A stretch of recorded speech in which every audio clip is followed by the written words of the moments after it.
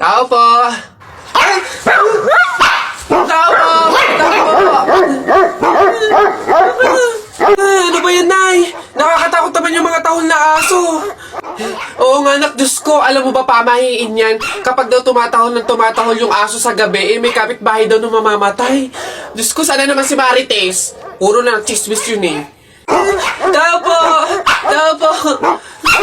Doon kayo!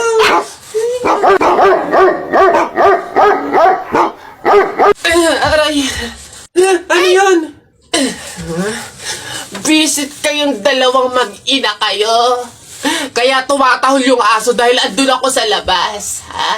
Puro kayo pamahiin. Tawag ko ng tawag, wala man lang sa inyong nagtangkang lumabas para sa akin. Ay, kuyoy lang. Puro kayo pamahiin. Nilapan ako ng aso't lahat. Aray, magbibigay lang naman ako ng ulam sana eh. Eto, aray ko. Tahol kasi ng tahol yung aso, kala namin may mamamatay eh. Oo nga, mamamatay ako sa inyong dalawa. Aray ko yung rabies, yung kumakalat na. Hoy, nak, gumising ka. Ma, bakit?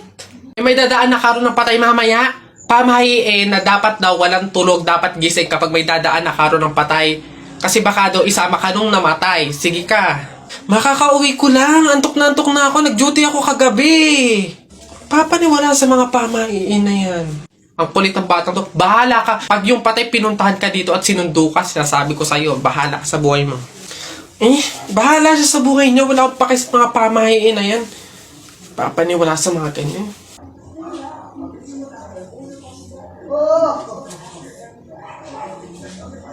Ma, di ba sinabi? Sino ka? Ikaw yung patay dun sa kabilang kanto? Ay, ikaw yung karo ng patay na dumaan kanina. Gising ako nun. Oo, nung dumaan ka kanina. Joke lang yung kanina kung narinig mo. Joke lang yun. Gising ako nun. Ayoko! Joke lang yun! Ayoko! Gusto ka mabuhay, wag. Solis, explain and enumerate the different branch of science. Search ko lang po sa Google. Wait lang po. De La Cruz, isulat mo sa blackboard yung mga solution sa math. Ay, copy-paste ko na lang po. Pragado, what is biography? Pwede pong paulit, ma'am. Medyo lag po kasi kayo. Panganiban, what is the capital of China? Ay, hala, hindi ko alam yung sagot dun.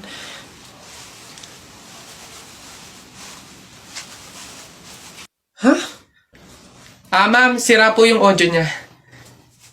Huh? Ayos? Ay, boss! Kanin pa nga! Dito! Diyos ko, ito na naman itong mga to. Bubulos na naman. Singkarang sisiba kumain ang tatakaw. Pang 50 at ang kanin na nila to.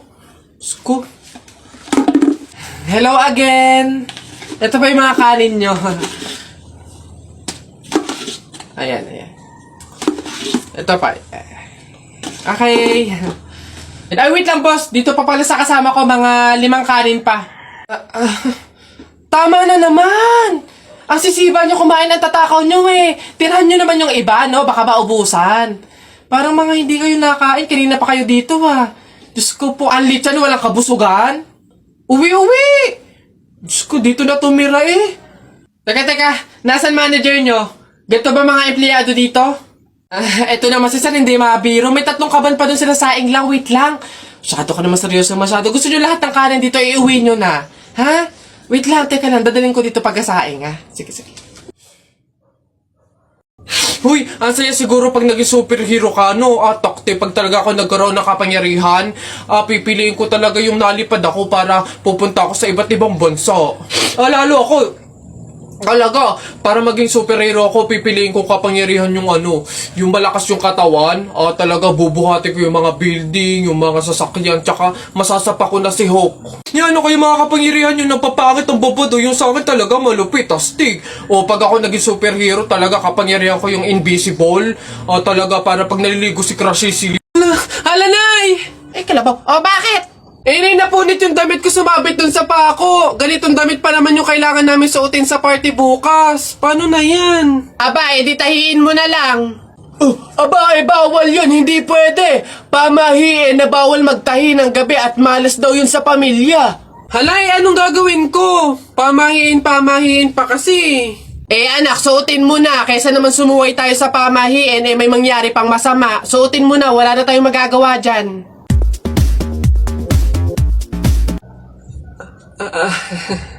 Di ba?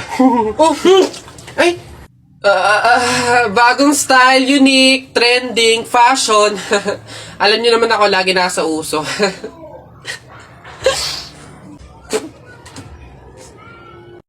Nak? Nay, bakit? Mamaya, ilabas mo yung mga sopas at dadalaw daw dito sa burol ng lolo mo si Ate Telay mo. Ha? Si Ate Telay ma, yung ang anak is si Jacob? Oo, bakit? Naku, Nay, crush na crush ko yung dati pa. Wait lang, mag-ayos lang ako. Hoy, teka. Ha? Di ba sinabi ko na sa'yo, may pamahiin. Bawal magsuklay, bawal maligo, bawal magsalamin kapag may burol. Ha? Nay, ano ba yung pamahiin na yun? Hindi pwede. Nakakaya naman pag nakita ni Jacob na ganito itsura ko. Ikaw tumigil-tigil dyan sa kakirahan mo. Sumunod ka. Ayos mo. Hey, Mare. Naku, condolence. Mare, buti, nakadalaw ka dito. Ito nga pala anak ko si Jacob. Hello po tita, may condolences po. Ay nako, sige, pasok kayo, kumain kayo dun, may sopas dun. Ang hirap naman pag walang salamin. Ano itsura na ito?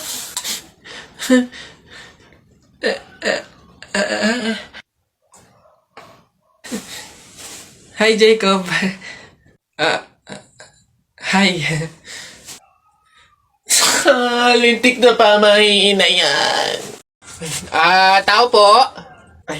Yes, ano yun? Ito na po yung order ng pagkain. Ay, oo, buti naman dumating na. Nagutom kasi ako ngayong gabi. Tinatamad naman ako magluto, kaya umorder na lang ako. Sige, salamat, akin na. Oops, teka lang, bago ko po iabot yung pagkain na to, meron lang akong gustong sabihin sa inyo. Alam nyo ba na pamahiin na bawal mag-abot ng pagkain tuwing gabi? Malas daw yun.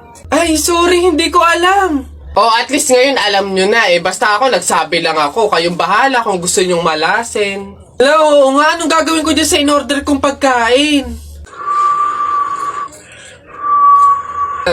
Sige. Mas mabuti na yun nag-iingat. Wala naman siguro masama kung sumunod sa mga pamahiing ganyan.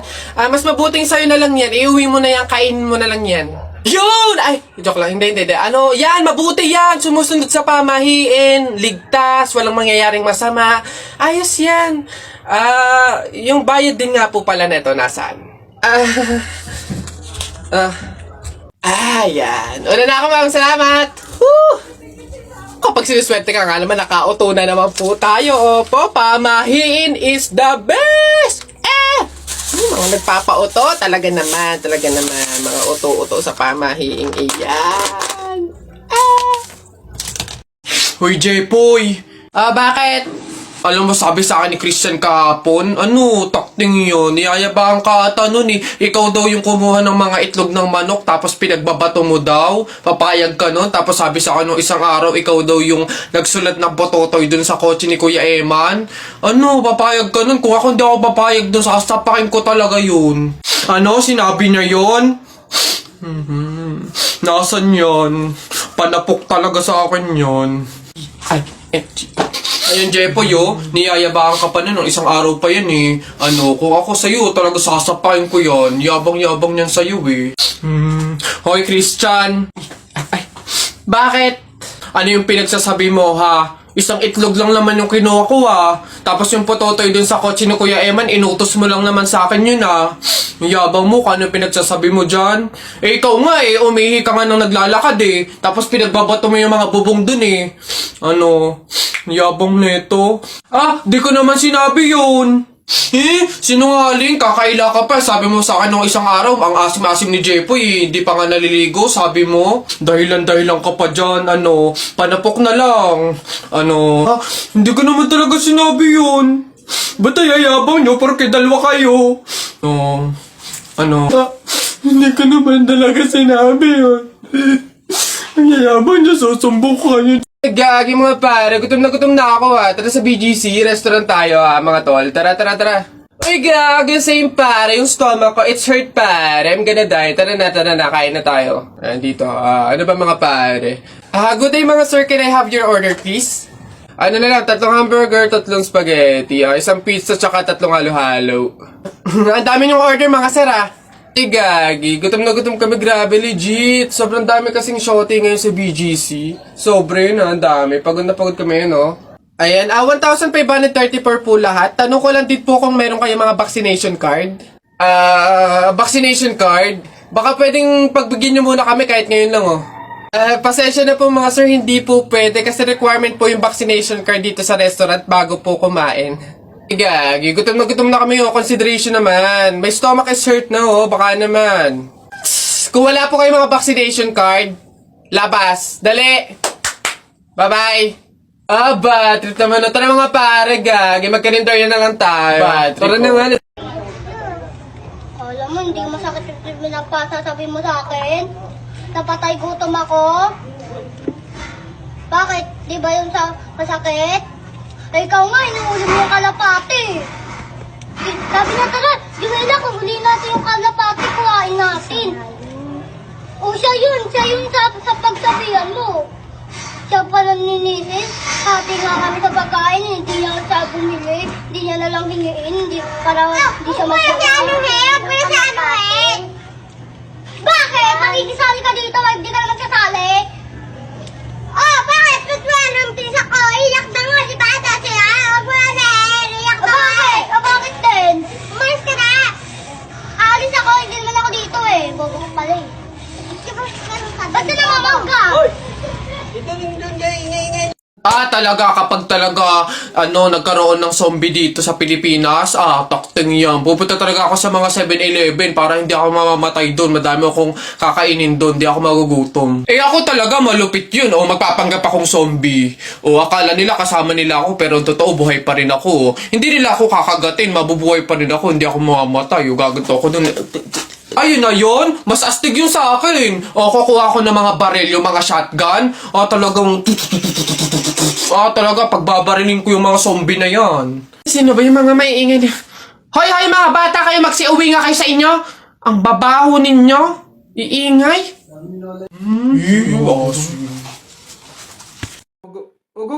Alis na.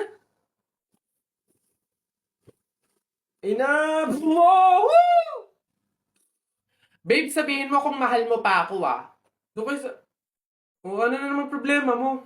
Tinutopa ka na naman. Alam ko na to. Para mawala na yung katopakan mo, coffee date tayo. Game? Babe, busy ako ngayon. It's Saturday. Wrong timing ka.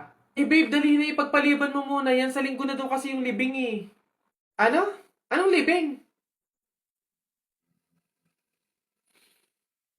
Kailan ka ba magyayaya ng coffee date na matino? Nak! Nay! Bakit? Mamaya bago ilibing yung lolo mo, kunin mo yung pera sa kamay niya, ha? Ha? Grabe naman, bakit kukunin? Kasi, pamahiin daw, swerte daw yung pera na yun. Dali. Ay, totoo, Nay? Sige. Tabi-tabi lang po muna, ha? Kukunin ko lang po yung pera kasi sabi po, swerte daw po yun.